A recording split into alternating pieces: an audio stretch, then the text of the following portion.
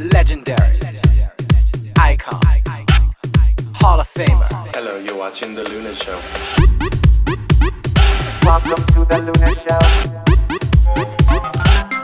I'm the motherfucking Rookie of the Year. I'm the motherfucking Rookie of the Year.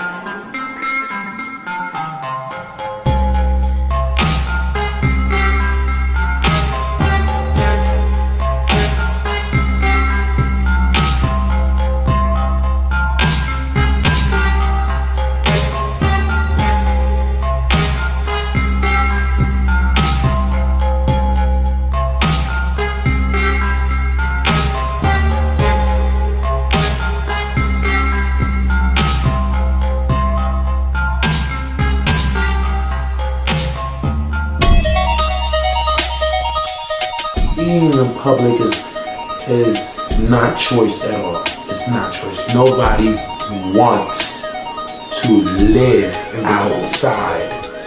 Whether it's hot, cold, warm, neutral, nobody wants that. You know, you don't choose, you don't wake up and say, okay, mom, dad, aunt, uncle, they're gonna go be homeless now. I'm gonna go just sit on the train, sleep on the train, and that's what I'm gonna do.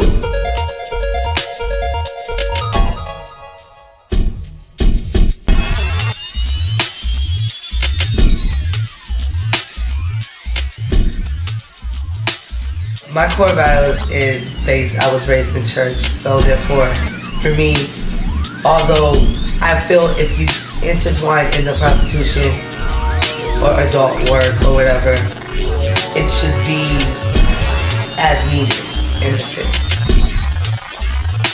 Where do you find yourself in the Bible? Where do you find salvation in the Bible as a trans woman? I'm a woman of trans experience. That's how I view myself. That's how you view yourself.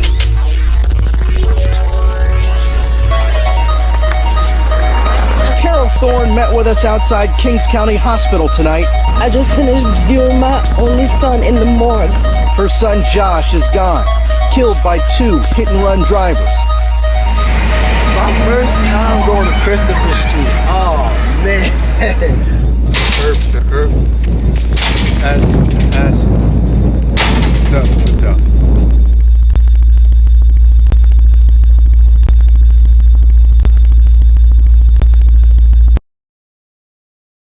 How's my skin? Is it good? Your skin is great. Hi, Elegance Bratton. How are you? Good. We are right now with Elegance Bratton. Did I say your last name right? That's correct, yeah. And you are a filmmaker now. That's you right. are working on a film That's right. titled Pier Kids. Mm-hmm. Pier Kids, The Life. The Life. So tell us a little bit about your documentary film, Pier Kids, The Life. Sure, it's my pleasure. First off, thank you so much for having me. You know, it's very rare I get the chance to be with an icon in the world, so I'm excited about that, and I'm a huge fan of yours. My film, Pier Kids, The Life, I've been filming it for the past 3 years. It's the story, essentially it's my own story. I was pushed out of my house because of my sexuality at the age of 16, and somehow, some way ended up at Columbia University. And once I got there and I saw these kids, you know, like college-age kids, going home for the holidays, being supported by their parents, things like that, it made me think about, like, where is home for me, you know, because I hadn't seen my mom in, you know, just a handful of times in almost 20 years. So the place that was the Pier, which is the first place I went to when I was pushed out of my house so very long ago. What year was this? This was in, 96. Okay. Wow. God. It's a long time ago. It doesn't seem like it's a long time, but it is, right? Yeah, it's a very long time. But yeah, you know, I'm from Jersey, and it's common for Jersey people who live near New York, if you don't have a lot of money and you don't really have anywhere to go, you go to New York City and you just kind of walk around. So when my mom and I had this huge confrontation around my sexuality, I had a few bucks in my pocket and I did what I'd learned how to do. I hopped on the train and I headed to New York, and when I was on the train I saw these 3 black gay men, or at least what I thought to be black gay men at the time. I didn't know anything about being gay or the life or any of that stuff at the time, so I just saw them and they were dancing and singing and having a good time, and I followed them because I was in such a panic state. I needed some relief. I needed to have a good time too. And it ended up leading me to Christopher Street.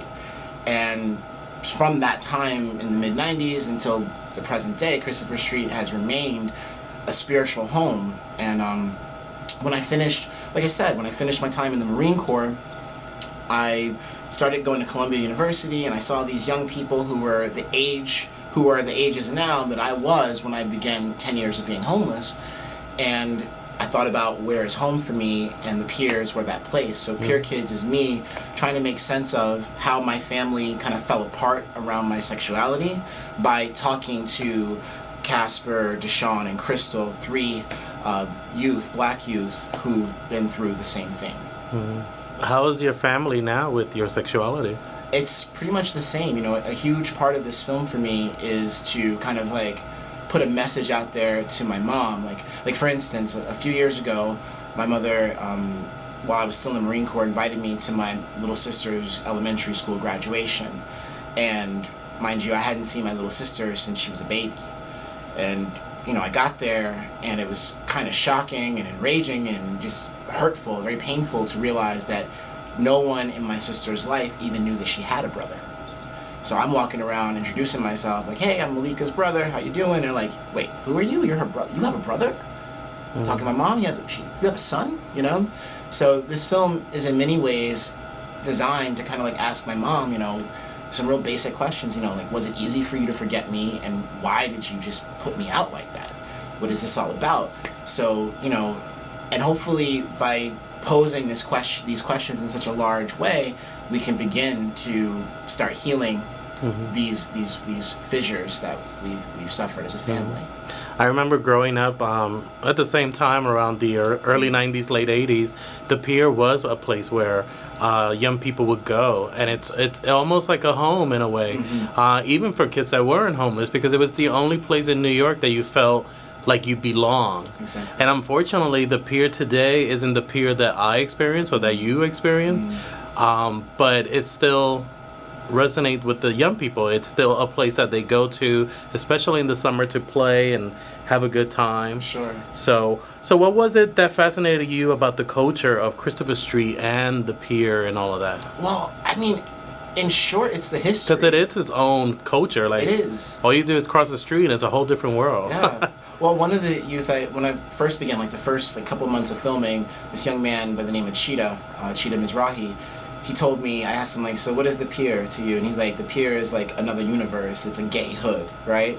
So that is one element that fascinates me, is that you have a lot of folks who are from the various kind of for lack of a better term, ghettos that surround Manhattan, right? Areas that are much less economically well off than the West Village. They come to the West Village and kind of reconstruct the relationship dynamics of the neighborhoods that they come from, except everybody's gay or trans or lesbian or bisexual, what have you. So if you're in Bed-Stuy, for instance, and you're at, say Brownsville or whatever, right? You'll have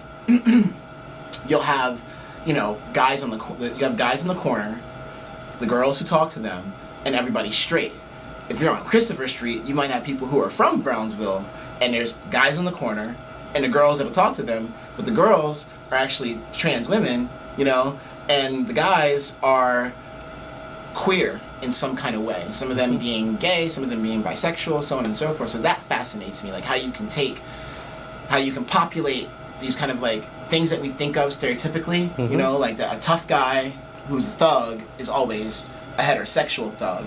A girl from around the way is always a straight girl. You can kind of queer that, trouble that on Christopher Street, and it becomes, the thug guy is probably the most, girly. You talk to him in private and he's very, very femme, and you talk to the girl and she might actually be as hardcore as you thought the thug would have been.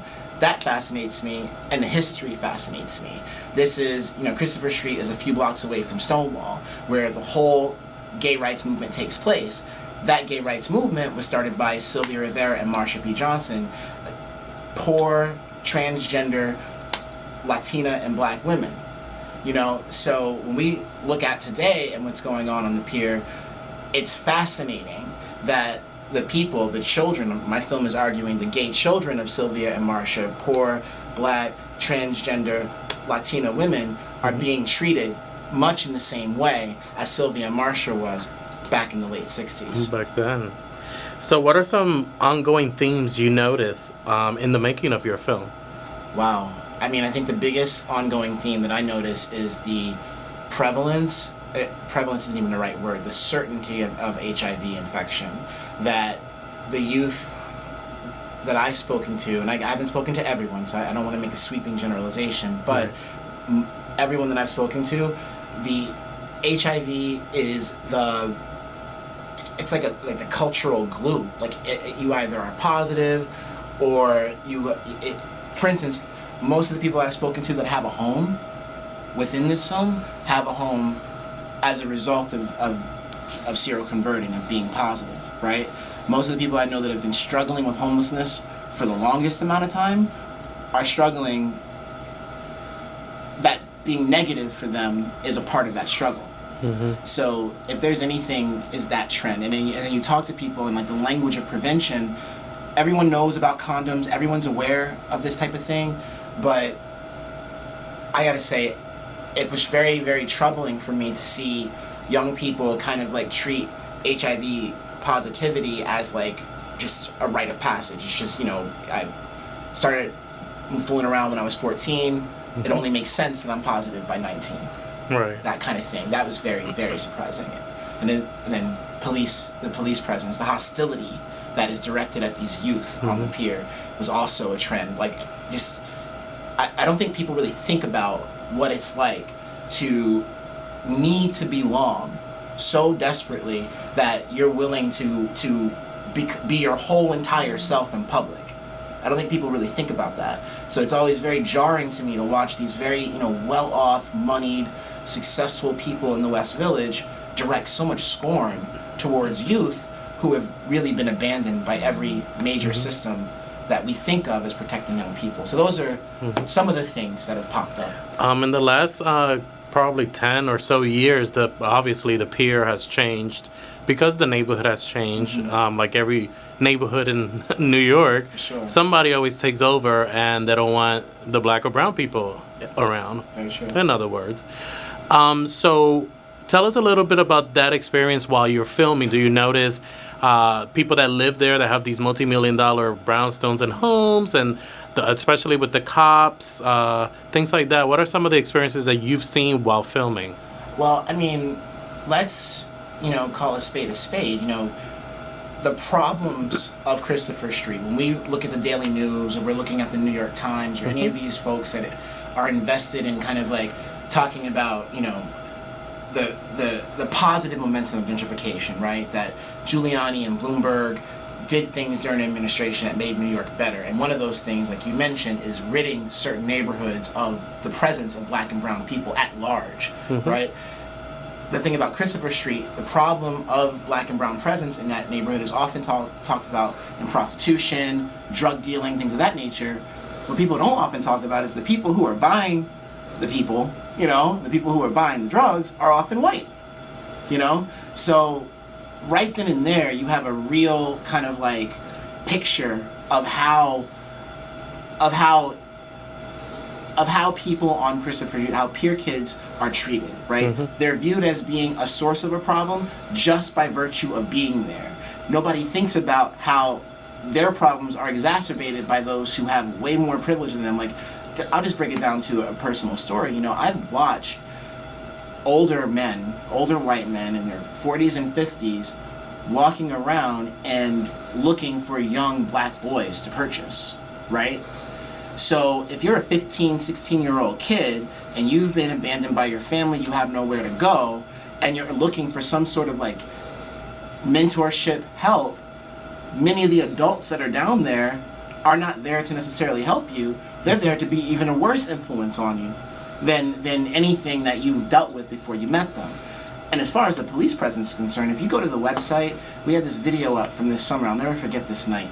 When you're filming a film like this, I'm a combat filmmaker by training. I started out in the Marine Corps making movies. So, the politics of the war zone, as far as a filmmaker is concerned, is how I've approached filming live uncontrolled action on Christopher Street. So one of the things I've learned is every time you hear a siren, you just, not a big deal. You just assume that something kind of, while it's important, it's as far as me filming for days on end, I can't run after everyone. I hear 2 sirens, okay. I hear 3 sirens, now it's time for me to go and see what's going on. So I follow the 3rd siren, walk down Sylvia Rivera Way, I make the first left, round the corner, and I see 2 Pier Kids, you know, a tall black kid and his shorter black friend, both of them male identified. They look to be men, right? And they were pressed up against the side of one of these multi-million-dollar brownstones that you mentioned with about 40 cops around them. 40 cops for 2 kids. And mind you, like actual kids, like teenagers under the age of 18. The one boy couldn't have been more than 90 pounds. The other one's maybe 120 pounds, 6 feet tall, 150 pounds, 6 feet tall. These are skinny kids, teenagers, adolescents. Babies. Babies. And you've got 40 cops on them because they got caught play fighting, and someone inside one of the, and they had the audacity, quote unquote, right? And I'm being sarcastic, to play fight in front of one of these multi-million-dollar brownstones. The response isn't to send, if it was the suburbs, right? A cop would come out, hey, you guys knock it off, you go this way, you go that way, it's over. On Christopher Street, when these 2 black youth were getting involved in this play altercation, it necessitated dozens of cops, cars, vans. I mean, the amount of taxpayer money that's being dedicated to these 2 youth is just crazy. And meanwhile, right next door is one of these really ritzy restaurants. And it's a Saturday night. The corner is filled with people who are enjoying their drinks and their food. And they're just watching these kids get treated this way. So, you know... Is that the restaurant that used to be a peep show? And I'll never eat there. If only they knew. So, what are the statistics that you know on homelessness among LGBT youth, and why do you think the numbers are so high? Because they are very high. Well, I mean, there's a running group of statistics, right? There's 2. There's one that says that basically anywhere from 20% to 40% of homeless youth in America are LGBT. And that is based off of a number. And in New York City, I believe the number is like 4,000. Right? Like actual hardcore people filling out forms, being tracked by the system, by the state. So what that means is that we have a number on every person that's stood up and said, hey, I'm homeless, give me help, right? We don't have a number on every person who's crashing on a couch. We don't have a number on every person who's going from hotel to hotel to hotel, right? So so while 20 to 40% of LGBT of the homeless are LGBT, and then within that 20 to 40%, another 40% are of color. What I've realized is that for every one person I've met who has a house, an apartment, what have you, there's about 20 people crashing on their couch. And of those 20 people that are crashing intermittently, maybe a handful of them are officially in the system. And why do I think these numbers are so high, right? That's the second half of the question. I think that they're high because of a couple of reasons. The biggest reason being that real estate, that it's very expensive to live in New York, and that many of the families that these youth come from are not in that much more stable a housing situation than the youth that are being kicked out. And that's the other part of the issue, is that you have a lot of parents who, you know, especially for poor, you know, families of color, black and brown families of color, this conversation around like gender and sexuality, like this, you know, like the whole thing that made gay marriage into, you know, rightfully so, into a major kind of flashpoint for the gay rights movement, that conversation did not filter down into poor black and Latino working class households. So what happens is that, going back to the initial point, you have this place where like your whole living situation is in flux, right? Everything is being dictated to you by the state. The first of the month, first and the 15th, you get your check. The caseworker's coming by to check your house. The only thing you might have control over as a parent is your child. And you tell that child when to sleep, when to wake up, when to go to bed, da-da-da-da. And then one day that child says, and you tell that child who to love. And that child says, no, I'm gay. Or you tell that child how to be, and that child says, no, I'm a woman, or I'm a man. And then all of a sudden, this parent who's out of control over everything has lost control over the one thing. And they end up kicking these kids out because they just don't understand. And I think that's these two things combined, the difficulty of maintaining housing in New York, period, right, mixed with the lack of resources for understanding queer youth, is why youth are why we see these large numbers of homeless LGBT youth of color. And that's why I'm making this film. That's why Pier Kids, The Life exists. I wish a film like this had existed when my mother and I were going through troubles when I was a teenager. I wish I could have just, one day I could have flipped on a television and this type of story would have been on TV, and we could have sat down and watched it, and we could have had a conversation, and then maybe, certainly when people watch this film, they're going to see that, everybody's just a human being. You might have been born a man and decided to become a woman, but at the end of the day, you eat 3 meals a day, you look for somewhere to lay your head, you got to go to the bathroom, and you want to find love. And that's what this film is about. It's about showing families that, hey, this kid is not an alien. This is still your child. Just because they're not becoming an adult the way that you envision them being an adult does not mean that they're worth just tossing to the streets, And to be fair, people are tossing them to the streets thinking that the streets are it's like a tough love mentality, right? I put you out and you're gonna learn how to be better because of it. Once you see what the real world has to offer, you'll come back to my house and you'll be the child that I want you to be. And that's not true. Right. That doesn't happen. You kick them out and then they go... Well, it becomes worse.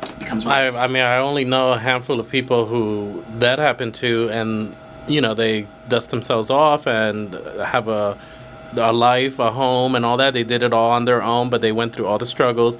But then I also know a percentage of people that I knew back in my day that didn't make it, that either died of AIDS or were murdered, actually, or, a whole bunch of horrible things happened. Addicted to drugs. So half of them, I don't even know where they're at now.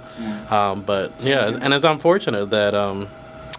that a parent could actually kick their child out simply just because they love, And I know we've talked about this many times. Everybody talks about this. But it's so sad when I think about it. So how do you think this film can help you bring light to the issues surrounding the LGBT experience? I think with this film, it's on a... Well, one, it helps me in that it helps me heal from, a very traumatic experience. The first instance of becoming, when you know you're an adult, I think one of the first ways that you kind of prove to yourself that you're an adult is by it's through the realms of sexual desire, right? I like that person, I'm gonna ask them out, and then we go on a date and I spend my own money, and all of a sudden, right? For me, being kind of cornered about my sexuality resulted in me being out of my house. So for 10 years, a long time, even through the military, surprisingly, being gay in the Marines during the National Hotel, that's actually what taught me how to live as a gay man. Just because, it was the only free time I had was all the free time. I had a few hours every day to really be myself, and it made me think a lot deeper about who I was, and eventually that process started out as a negative and it ended up becoming positive for me. But this film, so the way it helps me is that it helps me heal from all of that.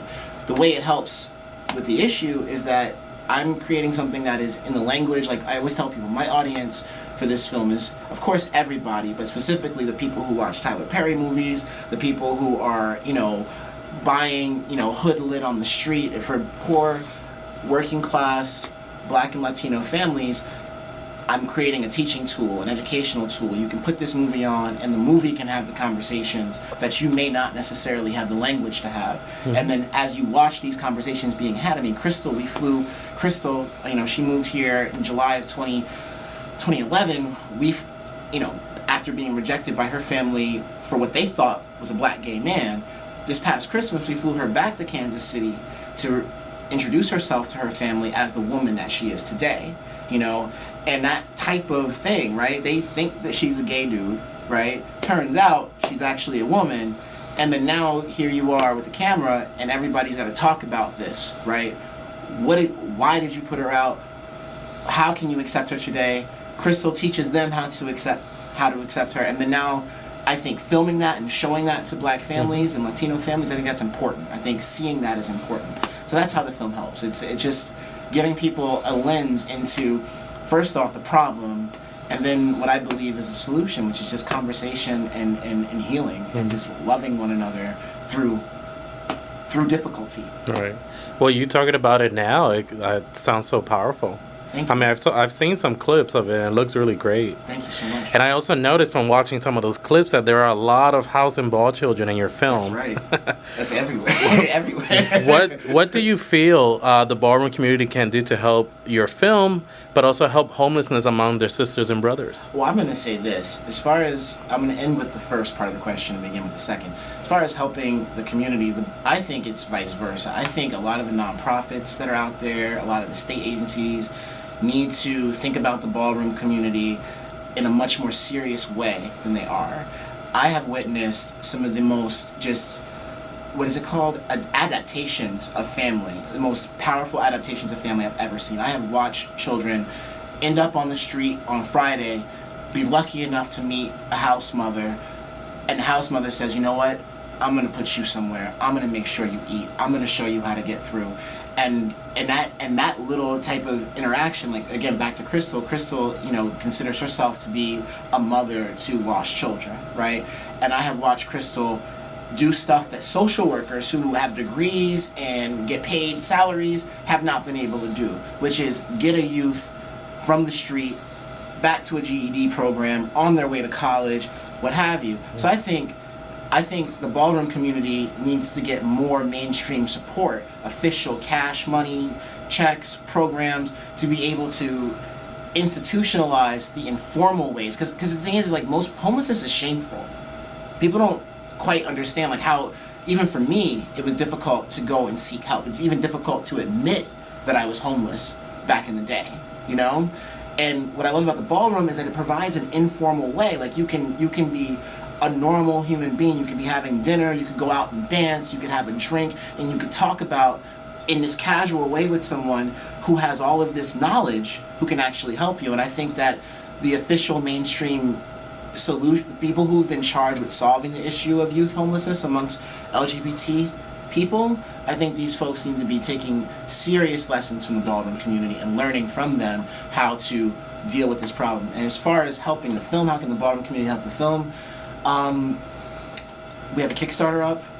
We have, we're attempting to raise, or we're going to raise, $30,000 by December 1st. Every $1 donation, every $5 donation helps. And if you can't donate in that way, become an advocate for the film. Copy and paste the Kickstarter link onto your Facebook page, tweet it, let everyone nationwide know that this movie is being made and that it's about an issue that impacts us, you know, like the ballroom itself. Like, when we think about, I always say this, like, Christopher Street in many ways is like any other main street for a family, right? Except instead of having, like, you know, in Main Street USA, you get the 2-level house. One's a Victorian, one's aluminum siding, one's a trailer, whatever, right? On Christopher Street, what you have is the houses of the ballroom, right? You have these ephemeral, these creative houses, these houses that have been kind of imagined and then made real through action, you know? So by its nature, the ballroom is offering its creativity and genius as a form of solution to youth homelessness. Why would you call it a house? If people in it didn't need houses to go to? Why would you call yourself a mother if these folks didn't need moms, or fathers that didn't need moms, brothers, sisters, cousins? So, you know, the ballroom community is already doing so much, and I just hope that they take Pier Kids to life on as one of their gay children and shows the world how beautiful this child walks and dips and spins and all that good stuff. So tell us the Kickstarter where people could go and help you. Yes. And also the website if you have. Sure. Our website is www.pierkidsthelife.com. And you can find our Kickstarter through our website. Also, we have a Facebook page which you can find through our website, Pier Kids the Life on Facebook. Either of those two things, the website or the Facebook page, will connect you to our Kickstarter, and there's a whole list of prizes in there. You know, I've got DJ Mike Q has offered to do a special mix for those who donate at the $5 level. We have Ashley Breathe, a wonderful trans hip hop artist. She might be able to cut that. I'm not sure. I think she's out with her tea. I'm not sure if she's out with her tea. I don't know. But regardless, she's flawless, and you wouldn't be able to tell. She's as real as they get, as fish as you can imagine. Also Aaron and Zinga. So you know, there's a lot of stuff in it that is conscious of, like, I want the ballroom community to be a part of this project. They're already on screen in the project. I want Pier Kids to Life to be a part of their lives too. Okay. Well, thank you so much for this, and best of luck in your film. Thank you. And I hope you finish the film. Thank you. So excited. All right. Thank you. Yay.